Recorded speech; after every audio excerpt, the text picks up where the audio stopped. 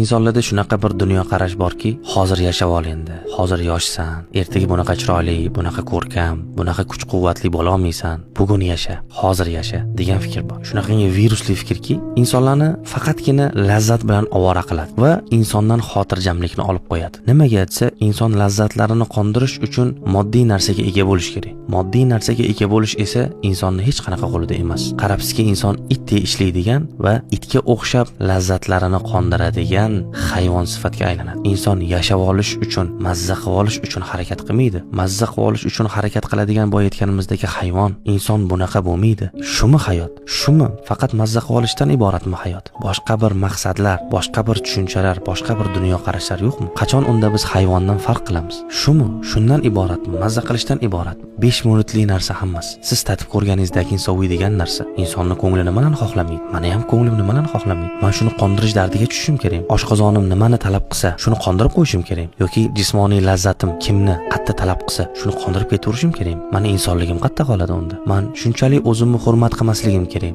Yo'q, men bu narsani qabul qila olmayman. Men o'zim hayvon darajasiga tushirib qo'ya olmayman. Menga bu narsalar juda ham uzoq bo'lishi kerak. Ya'ni insonga bu narsalar juda ham begona bo'lishi kerakki, toki u inson bo'lib yashasin hayotda. Manfaat parast bo'lib qolmasin, toki u lazzatga maftun bo'lmasin. Shunaqa insonlar bor. Lazzat qo'zg'aldimi, kim bilandir qondirish kerak, qatqadir borish kerak, kim bilandir yurish kerak. Usiz hayot yo'qmi? O'shaning uchun ham instinktlarni qondirmaslik o'limga olib bormaydi. Hech narsa qilmaydi. Sizni bezovta qiladi, siz uni dunyo qarash bilan boshqarasiz. Instinktlarni, talablarni qondirmaslik, xohish istaklarni qondirmaslik sizni halok qilmaydi. Hayot bundan iborat emas. Biroz inson kengroq qarash kerak.